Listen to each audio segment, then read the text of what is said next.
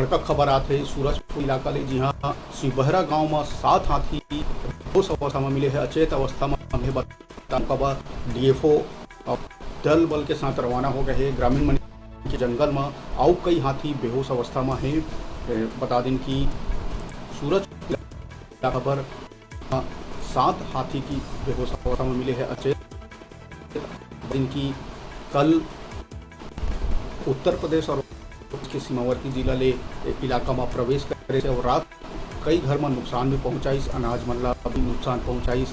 यही दौरान आशंका जताया जाता है कि कीटनाशक जैसे कुछ जहरीला पदार्थ खाए के बाद हाथी अवस्था में आ चुके हैं। तो बता दें कई हाथी मछुए के खबर मन दिए हैं। तो फिलहाल मौका में डीएफओ सब के संग रवाना हो गए।